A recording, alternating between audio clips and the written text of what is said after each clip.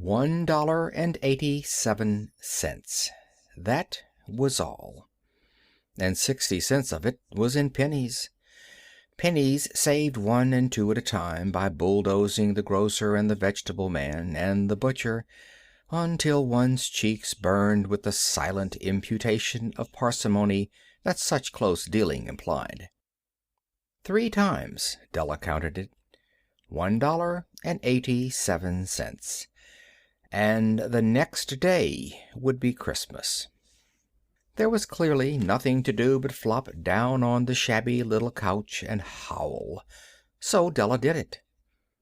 Which instigates the moral reflection that life is made up of sobs, sniffles, and smiles, with sniffles predominating. While the mistress of the home is gradually subsiding from the first stage to the second, take a look at the home. A furnished flat at $8 per week. It did not exactly beggar description, but it certainly had that word on the lookout for the mendacity squad. In the vestibule below was a letter box into which no letter would go, and an electric button from which no mortal finger could coax a ring. Also appertaining thereunto was a card bearing the name Mr. James Dillingham Young. The Dillingham had been flung to the breeze during a former period of prosperity, when its possessor was being paid $30 per week. Now, when the income was shrunk to 20, though, they were thinking seriously of contracting to a modest and unassuming D. But whenever Mr. James Dillingham Young came home and reached his flat above, he was called Jim and greatly hugged by Mrs. James Dillingham Young, already introduced to you as Della, which is all very good. Della finished her cry and attended to her cheeks with the powder rag. She stood by the window and looked out dully at a gray cat walking a gray fence in a gray backyard. Tomorrow would be Christmas Day, and she had only $1.87 with which to buy Jim a present. She had been saving every penny she could for months, with this result. $20 a week doesn't go far. Expenses had been greater than she had calculated. They always are. Only $1.87 to buy a present for Jim. Her Jim. Many a happy hour she had spent planning for something nice for him, something fine and rare and sterling, something just a little bit near to being worthy of the honor of being owned by Jim. There was a pier glass between the windows of the room. Perhaps you have seen a pier glass in an $8 flat. A very thin and very agile person may, by observing his reflection in a rapid sequence of longitudinal strips, obtain a fairly accurate conception of his looks. Della, being slender, had mastered the art. Suddenly she whirled from the window and stood before the glass. Her eyes were shining brilliantly, but her face had lost its color within 20 seconds. Rapidly she pulled down her hair and let it fall to its full length. Now, there were 2 possessions of the James Dillingham Youngses in which they both took a mighty pride. One was Jim's gold watch that had been his father's and his grandfather's. The other was Della's hair. So now Della's beautiful hair fell about her, rippling and shining like a cascade of brown waters. It reached below her knee and made itself almost a garment for her. And then she did it up again nervously and quickly. Once she faltered for a minute and stood still while a tear or two splashed on the worn red carpet. On went her old brown jacket, on went her old brown hat. With a whirl of skirts and with a brilliant sparkle still in her eyes, she fluttered out the door and down the stairs to the street. Where she stopped, the sign read, Madame Sophronie, hair goods of all kinds. 1 flight up, Della ran and collected herself, panting. Madame, large, 2 white, chilly, hardly looked the Sofrienne. "Will you buy my hair?" asked Della. "I buy hair," said Madame. "Take your hat off, and let's have a sight at the looks of it." Down rippled the brown cascade. $20, said Madame, lifting the mass with a practiced hand. "Give it to me quick," said Della. Oh, and the next 2 hours tripped by on rosy wings. Forget the hashed metaphor. She was ransacking the stores for Jim's present. She found it at last. It surely had been made for Jim and for no one else. There was no other like it in all of the stores, and she had turned all of them inside out. It was a platinum fob chain, simple and chaste in design, properly proclaiming its value by substance alone, and not by meretricious ornamentation, as all good things should do. It was even worthy of the watch.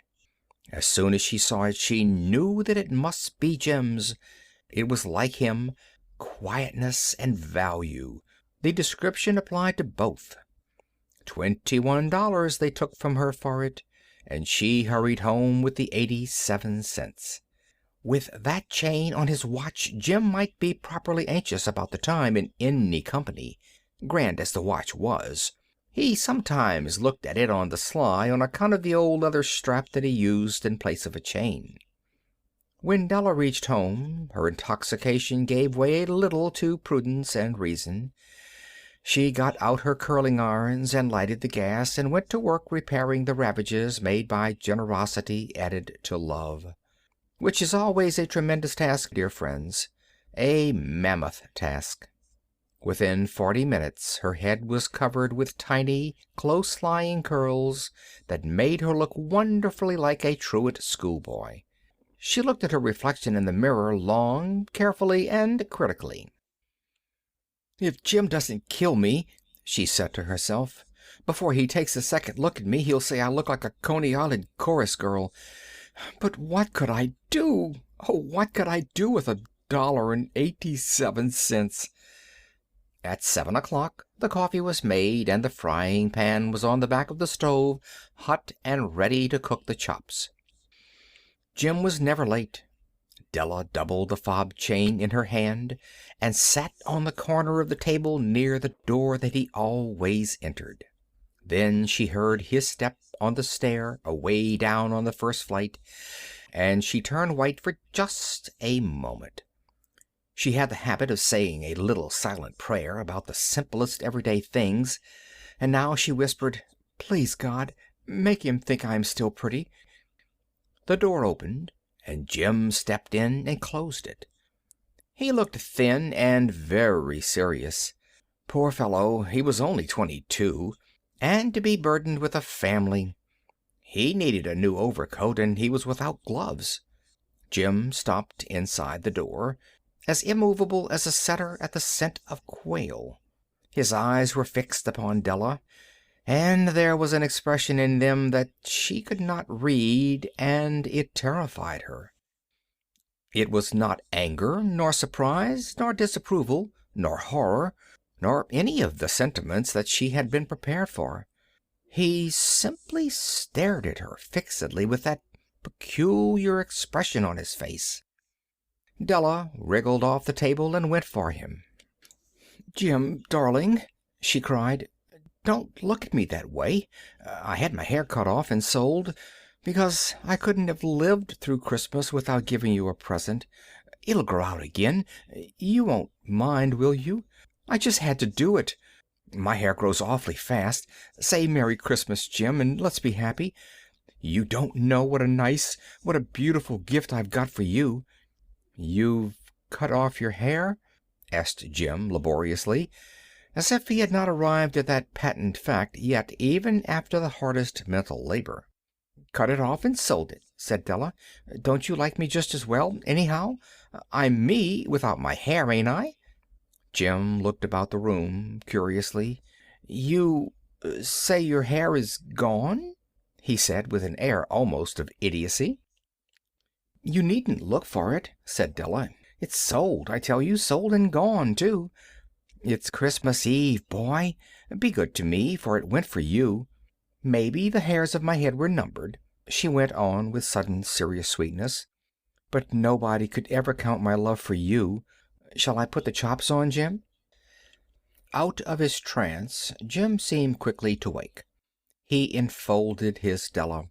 For 10 seconds, let us regard with discreet scrutiny some inconsequential object in the other direction. $8 a week or $1 million a year, what is the difference? A mathematician or a wit would give you the wrong answer. The Magi brought valuable gifts, but that was not among them. This dark assertion will be illuminated later on. Jim drew a package from his overcoat pocket and threw it upon the table. "Don't make any mistake, Dell," he said, "about me. I don't think there's anything in the way of a haircut or a shave or a shampoo that could make me like my girl any less. But if you'll unwrap that package, you may see why you had me going for a while at first." White fingers and nimble tore at the string and paper. And then an ecstatic scream of joy, and then, alas, a quick feminine change to hysterical tears and wails, necessitating the immediate employment of all the comforting powers of the lord of the flat. For there lay the combs, the set of combs, side and back, that Della had worshipped long in a Broadway window. Beautiful combs, pure tortoise-shell with jeweled rims, just the shade to wear in the beautiful vanished hair.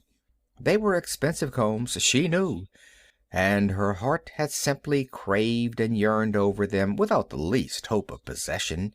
And now they were hers, but the tresses that should have adorned the coveted ornaments were gone. But she hugged them to her bosom, and at length she was able to look up with dim eyes and smile and say, "My hair grows so fast, Jim." And then Della leaped up like a little singed cat and cried, "Oh, oh!" Jim had not yet seen his beautiful present. She held it out to him eagerly upon her open palm. The dull, precious metal seemed to flash with a reflection of her bright and ardent spirit. "Isn't it a dandy, Jim? I hunted all over town to find it. You'll have to look at the time 100 times a day now. Give me your watch. I want to see how it looks on it." Instead of obeying, Jim tumbled down on the couch and put his hands under the back of his head and smiled. "Dell," said he, "let's put our Christmas presents away and keep 'em a while. They're too nice to use just at present.